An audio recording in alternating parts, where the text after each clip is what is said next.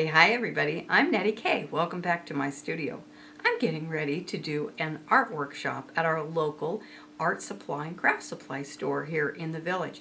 And so I thought ahead of time, because so many of you, you get so nervous and fearful of painting, especially in public, that I would do a special lesson ahead of time for all of you who are planning on attending, and also for all of my wonderful YouTube students out there to enjoy as well. So we're going to be painting Christmas bulbs on canvas. We're going to be painting the image of Christmas bulbs on canvas for our workshop. So I'm super excited. I have a special technique. It's called Grisaille.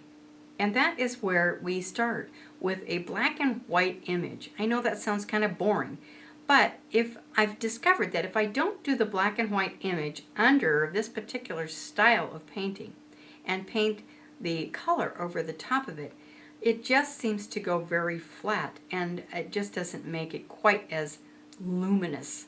And I'm looking for luminous on this one. Yeah, wouldn't you like to see it? All right, so let's get started.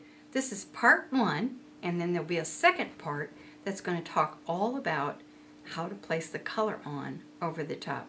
All right, let's get going. Now the first thing that I've done is I have set out I'm just using a plate. Now most of the time you guys would use kind of like a styrofoam plate. I hope this isn't too reflective here. And I've put out a little pile of white acrylic paint. We're in acrylic right now. And a little bit of black paint. Those are my two colors.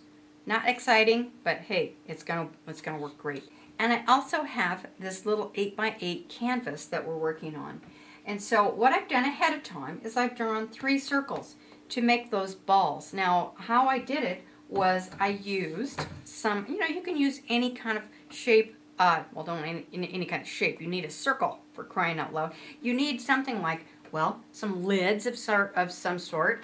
I can use a little, this is one off my spaghetti sauce, and I'll put it like that, and then I hold it down. Usually I'll do this on a flat surface like on a table, and I will set it on there, and I use a pencil, and then I'll draw a pencil line around it.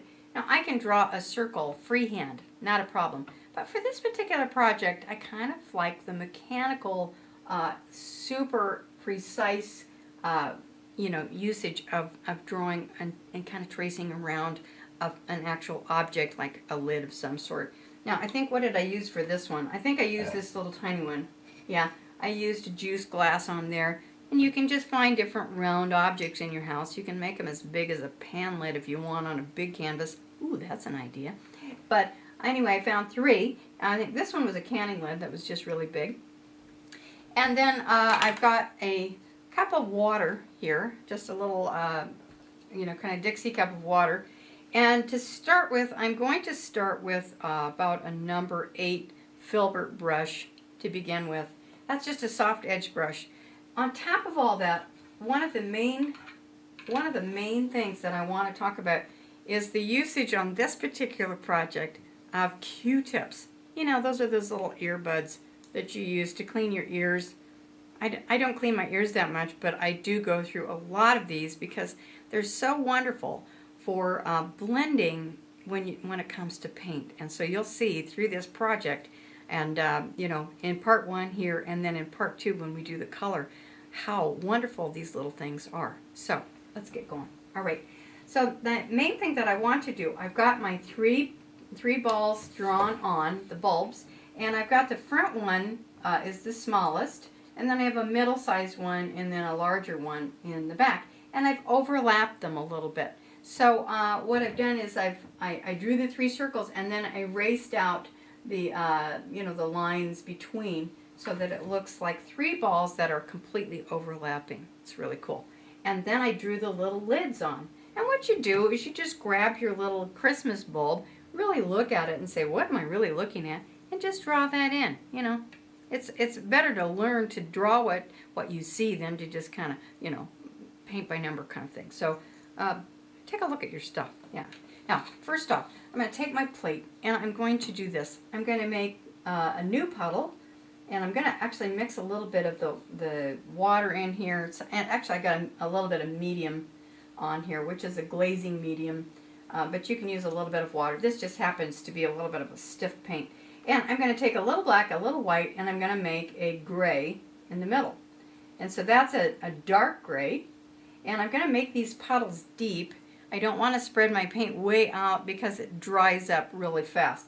So you don't want to, you want to make sure that the paint is deep this way and not, so thin that, 5 seconds after you put it down, it dries up. So I've got that nice nice dark color right there. And I'm going to add a little bit more white. And I'm going to wipe my brush off in between each application of this so that I get a little bit more of a transition. And what I'm trying to do is give myself about 5 layers of tonal value. What does that mean? Well, tonal value has nothing to do with color. It only has to do with light, middle tones, and dark. So it's light to dark or dark to light, whichever one you want, from black, this is black, all the way up to white. And so I give myself about 5 layers. You can go up to 10, but I'm not going to get that picky right now, right? We're going to just kind of work it from here. And here I have just a lot of different colors to work from. Now the top one, I'm going to make actually the front one the darkest ball, because darker colors seem to pop forward just a little bit more than lighter colors. So I'm going to do that, and then I will start with the back one, which is going to be a kind of a middle color, and then actually I'm going to put a super light one right about in here. And so we'll have a red one eventually, a green one, and a blue one right here in a dark blue. And so let's start with the one in the back, which will be a little bit in the kind of middle gray. I'm going to get my brush just a little more wet, and we'll just test that out. Now notice I'm starting in the middle of the ball right here. I'm not starting on the edge because I'm just going to sneak up on the edge with my paintbrush. And so I'm going to sneak up on the edge. It's just a lot easier to be accurate when you sneak up on it. Okay, if I accidentally go over the edge, well then I just paint the background white, and I fix it. You can always fix it. I'm always remembering that painting is a record of a series of corrections. That's just what it is. And so, this one is going to be much more accurate than what I normally do. I'm going to be, of course, in the next little while, be painting much more loosely, partly because my eyesight's getting a little funky, and my hands are probably not going to be hanging in here with me that tight. So I'm going to paint this in a bit of a middle tone gray. There we go. And before that gets too dry, and then I'm going to hit it to the edge, I'm going to put my brush back in the water, but now I'm going to grab a Q-tip. And I'm going to, this is a clean Q-tip, and I'm going to take down the amount of paint that's on here a little bit, and I'm going to take out that and push that paint to the edge and make sure that it's kind of in the right zone here. Now the purpose of this part is just to not have so much paint on my bulb that I can't add some more tonal values without putting half a cup of paint on here. I don't want to do that. So there's a middle gray, and now I'm going to take my brush that I've rinsed off a little bit, and now I'm going to go in and take a lighter color, maybe at the very top, and I'm going to put that light in the center. I'm going to exaggerate a little bit on this, so let's take a look. I'm going to make this, and I'm just making small circles. I'm not even picking the brush up. I'm not doing this. I'm just making small circles, and then I'm going to hit that like that, so it's nice and bright in the middle. I put my brush back in the water, grab another Q-tip, and I'm going to then take that light and begin to blur the edges out into that paint that's behind there. Hopefully it's still wet. Hopefully you didn't run off and answer the phone. You have to keep this going because it's acrylic, it's not oil. If you're in oil, then you can kind of walk off and have a cup of coffee, come back, and it's still going to be wet. This time, no, not so much. So you can see it starts to appear as though it's coming forward a little bit. Now, we'll go and we'll do this next one down here. I'm not going to get too tight with this at this stage. But I'm going to now come around here on the bottom ball, and wow, have I got a dark pigment. Oh, I still got a Q-tip in my hand. I better go back to my brush. I don't have to use a brush. I can use just a Q-tip if I want. But this first layer, it's really a good idea so to have a little bit of a brush in your hand. And so I'm now going to take this darker paint and begin to push around the edges. On these balls, what we do is we actually paint a darker circle around the outside. Look what happens when I get too much water in it. It just beads up and it doesn't stick to the canvas. That's why you don't want to use too much water. So now I'm going to go back in. I've got it really dark this time around. And I go back in with my Q-tip. I can use a rag too, that's not a problem. And then I go in and I kind of eliminate this center part again. And then I go like this. I'm going to go back in and add some, I'll rinse out my brush again. A lot of rinsing on this one. Once we get it going though, it's pretty cool. And now I'm going to put a light color in the middle, even though this is the dark ball. I'm putting a light color in the center, and I'm just going around in circles, and you see I've got kind of this little thing right there going on. And so now I'll take the edge of another Q-tip and begin to fuzz that into that dark paint a little bit. It looks really neat. I like it. And so I just kind of work it out a little bit to the edge, a little bit like that. And it starts to come forward. I also will put on this one, we're going to get a little bit crazy. I'm going to, this ball, I think I will make this one the super light one. That's a nice middle tone right there. We'll make this one a nice light one. And so let's do that. Okay, I know this one might be a little bit hard to see. I got to make sure I don't get too dark. I'm going to get in the light. There we go. So this will be a light green color ball. And I'm going to just make this a nice light gray color. Everybody excited already? I know I am, because I know how it's going to turn out, I hope. Alright, so I'm going like this, and I've got my light color here.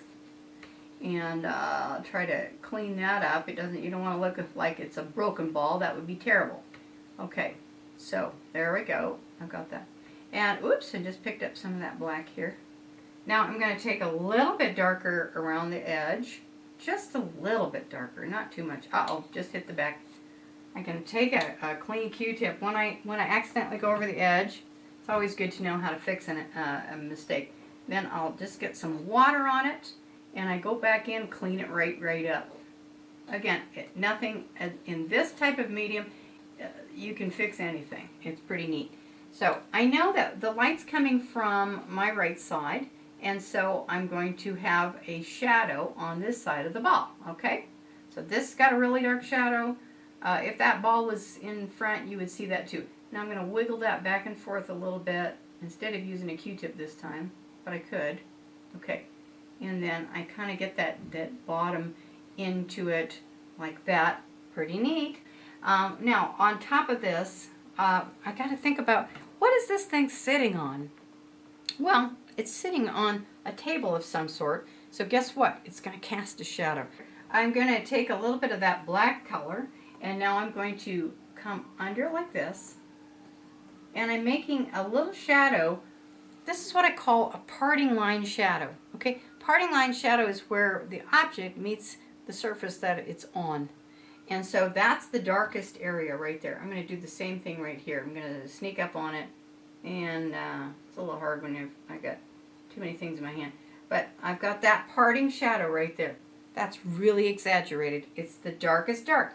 But if I keep that that dark, it's going to look like there's a hole in the table. So I don't want it to have a hole in the table. So I'm now going to go up a little bit with a slightly lighter shadow color. And I'm going to trace around it. Now see how that's just a flat little, fat line. It's really not a circle by any means. If I painted a circle, it really would look like a golf ball falling into a hole. Okay, so I'm now going to come in with a slightly lighter color and sneak around there on the edge. I'm going to do the same thing here, like that. And then I might take another Q-tip And see how I go through a lot of Q-tips. Okay, the pharmacist must think that I have dirty ears at my house. Woo. Okay, here we go. And then I'm just going to soften that up so it doesn't look too hard. Okay, then I'll flip it over, and I want this edge to be really, really soft. I don't want it to be a jarringly hard pencil edge, you know, where it just sticks out like a sore thumb. So I'm working that in, and I'm doing that. Okay, now here's the fun part. I have a middle tone, a dark, and a cast shadow. What's missing? Hello, a light. We need a light. So I'm now going to take a, let's see, what kind of a, oh, I know what I'm going to do. I'm going to take the back of my brush. That's the end that I normally don't use. There's no hairs on it. But now I'm going to go in and I'm going to poke the back of my paintbrush into the white, just the white. And I'm going to now come in here, and I'll start up here on this one, right about where the light meets the dark. And wow, is that a thick glob? I don't want a thick glob. I better get that one kind of calmed down. I'll use that same paint here, right about there, and right about there. So there's 3 different little things. Now I'm going to wash my brush a little bit. And let's see, wipe off my brush, get a little dry brush, and then I'm going to kind of work in the edges of that crazy highlight down into the object. And I might have to do this 3 or 4 times to get it just the way I like it. But for now, I'm just going to do it like this. Yeah. Okay. Now, the other thing that I am going to make a note of is that there may be a reflected light that comes up into this ball. What's that? It reflects up from the table. Okay, a light that just kind of reflects up from the table. That's a little bit of the mystery of these shiny things. And so I'll put a little bit of a, you know, kind of like one of these things in there. Just a little reflected. I don't want to make it as big as the highlight or as bright as the highlight, because then you'd have kind of a confusion there. But just a little bit of that. Now I've lost my shadow again. Okay, my shadow is going to come just a little bit in front of that. So I've got the middle tone, the shadow, and a reflected light. Is that as confusing as all get out? Yeah, a little bit. Okay, so over here I've got the middle tone, the shadow, and then a reflected light right there. Woo, is that cool or what? Yeah, it is. Okay, now I'm going to come back in with a little bit. I need a little darker up here on this one, I think. Got to watch out. I'm messing around too much. Now, on each one of these caps, with the light coming in on the right side, I'm going to make the dark on this side of the cap. Okay, so the light hits on the right side, and it's dark on the left side of the cap. Just a little, couple of lines going down there like that. And I'm actually going to make underneath this cap a little darker than that. And then down here, the light hits on this side. Still, it's the right side. Okay. And then on the left side, as it goes away from the light, it gets a little bit darker. So you kind of get a little idea of that. Then I'm going to put some lighter paint as it comes there. You can get fussy with that with a, you know, a pointy brush. I'm going to give this a little bit of a top on it and a little bit of light side. So we have, we just have to be thinking light on the light side, middle, and dark as it rolls around. I have one that I have done ahead of time that I really messed around with. So you can play for a long time and really perfect what you're doing. And it comes out looking a little bit like this. Okay, so this one I sat in front of the TV and I played a little bit. And I did that. Isn't that cool? Yeah, so I'm going to let this one dry and I'll use it for my workshop. I'll get this one perfected and we'll use that one for the workshop for the next one. We now have our 3 bulbs, and so this particular canvas is now ready for the glazing in part 2. Stay tuned and I'll be right back.